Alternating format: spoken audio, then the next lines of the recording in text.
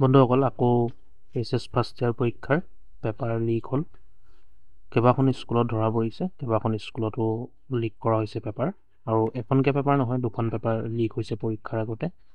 মেথছৰ paper আৰু ইকনমিক্সৰ paper leak হৈছে। আৰু এখন দুখন কলেজ নহয়, কেইবাখন কলেজৰ পৰাও ফাদিল হৈছে বুলি ধৰিব পৰা গৈছে বা ধৰা পৰিছে। কেইবাখন কলেজৰ শিক্ষক শিক্ষয়িত্ৰীসকলো ধৰা পৰিছে। উচ্চতৰ মাধ্যমিক প্ৰথম বৰ্ষৰ প্ৰশ্নকাকত ফাদিল হ'ল।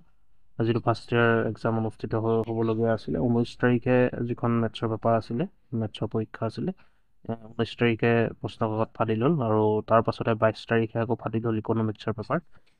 ক'ত ক'ত ফাদিল হ'ল, কোন কোন কলেজত ফাদিল হ'ল, আপোনালোকে সকলোখিনি গম পাব। ভিডিঅ'টো শেষলৈকে চাই থাকিব আৰু ইয়াৰ মতামত আপোনালোকে কমেণ্ট কৰিব। মই একো নকওঁ বন্ধুসকল, অসমত আৰু ইমান হ'ব একেটা ছিষ্টেমকে হৈয়ে আহিছে। আৰু পেপাৰ লিক হোৱাটো সাধাৰণ কথা হৈ গ'ল। পৰীক্ষা হ'লে পেপাৰ লিক হয় আৰু মোবাইলে ভাইৰেল হৈ পৰিছে এনেকুৱা পেপাৰ। ভিডিঅ'টো শেষলৈকে চাই থাকিব আৰু আপোনালোকৰ মতামত নিশ্চয় জনাব।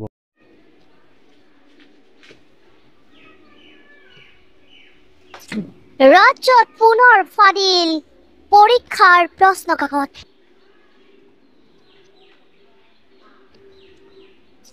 4 দিনত দুটাকৈ বিষয়ৰ 2খন প্ৰশ্নকাকত ফাদিল হ'ল।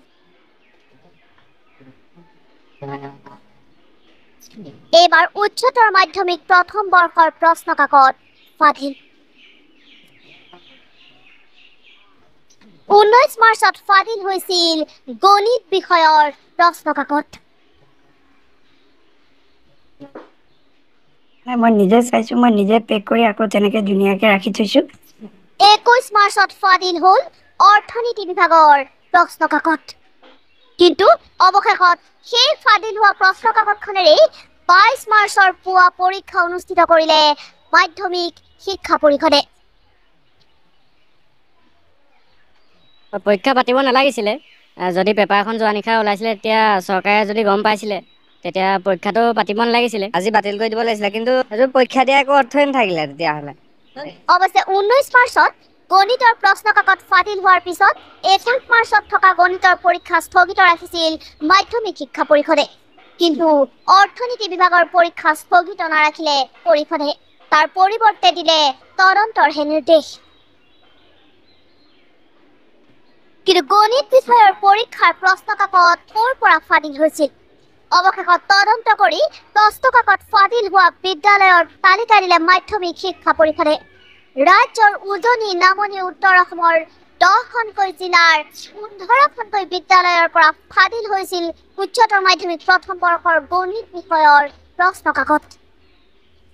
প্ৰশ্নকাকত ফাদিল হৈছিল আজাদ আঞ্চলিক জাতীয় বিদ্যালয়, Palhaji Barpeta, Bajali academy of excellence senior secondary school Pathsala, কাছাৰৰ Edith Douglas higher secondary school, কাছাৰৰ প্ৰেচিডেন্সি সিনিয়ৰ ছেকেণ্ডাৰী স্কুল, ধেমাজিৰ এনচিডি সিনিয়ৰ ছেকেণ্ডাৰী স্কুল, পূববিদ্যা REM higher secondary school, Pashchim Jonai senior secondary school, Hailakandi science senior secondary school, Kamrup metro' জিলাৰ doctor Bhabendranath Saikia senior secondary school, Lakhimpur জিলাৰ Bangalmara academy senior secondary school, মাজুলীৰ বিবেকানন্দ বিদ্যালয়, নগাঁৱৰ Bagariguri advance academy senior secondary school, alpha beta senior secondary school, SS international model school আৰু নলবাৰী জিলাৰ MDCS senior secondary স্কুলৰ পৰা ফাদিল হৈছিল উচ্চতৰ মাধ্যমিক প্ৰথম বৰ্ষৰ গণিত বিষয়ৰ প্ৰশ্নকাকত। আৰু প্ৰশ্নকাকতৰ টোপোলা খুলি চোৱাৰ কথা স্বীকাৰ কৰিলে লখিমপুৰৰ বঙালমৰা একাডেমি সিনিয়ৰ ছেকেণ্ডাৰী স্কুলৰ পৰিচালন সঞ্চালক আব্দুল খালেকে। প্ৰথম দিনাখন ইংৰাজী পৰীক্ষা আছিলে, সিদিনাখনে মই পেকেটটো খুলিছিলোঁ। পেপাৰ কম আহিছে নেকি, যিহেতু আমাৰ ষ্টুডেণ্ট 20জন আছে, ইয়াত 10টা লিখা আছে।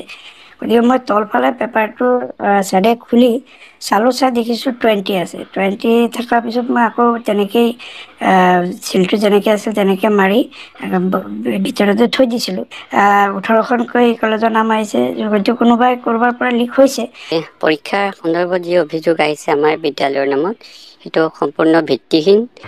কিন্তু কেনেকৈ এই 15খন বিদ্যালয়ে ফাদিল কৰিছিল গণিতৰ প্ৰশ্নকাকত? যিহেতু ইতিমধ্যে কথাটো ওলাই পৰিছে, সঁচা মিছা কি হয় সেইটো তদন্তই ক'ব। ইফালে নিউজ লাইভত 21 মাৰ্চৰ নিশাৰ পৰা উচ্চতৰ মাধ্যমিক প্ৰথম বৰ্ষৰ অৰ্থনীতি বিভাগৰ ফাদিল হোৱা প্ৰশ্ন কাকতৰ বিষয়ে সম্প্ৰচাৰ কৰি থকা হৈছিল যদিও 22 মাৰ্চৰ পুৱা 9 বজাত সেই ফাদিল হোৱা প্ৰশ্ন কাকতৰে পৰীক্ষা পাতিলে শিক্ষা পৰিষদে। আৰু ফাদিল হোৱা প্ৰশ্ন কাকতৰে পৰীক্ষা পতাক কেন্দ্ৰ কৰি অসন্তুষ্ট শিক্ষাৰ্থী আৰু অভিভাৱকসকল। এইটো কিন্তু বহুত বেয়া হৈছে, কাৰণ ল'ৰা ছোৱালীখিনিয়ে পৰীক্ষা বুলি বহুত কষ্টৰে পঢ়িছে আৰু তেনেস্থলত যদি প্ৰশ্ন কাকতখন মানে ফাদিল হয়, পৰীক্ষাৰ আগমুহূৰ্তত সিহঁতৰ সেই তেনেধৰণৰ পৰিস্থিতিৰ সৃষ্টি হ'লে মানে আৰু পিছত পঢ়িবলৈ মন নোযোৱা হয়। পৰীক্ষা পাতিব নালাগিছিলে। যদি পেপাৰখন যোৱা নিশা ওলাইছিলে তেতিয়া চৰকাৰে যদি গম পাইছিলে তেতিয়া পৰীক্ষাটো পাতিব নালাগিছিলে।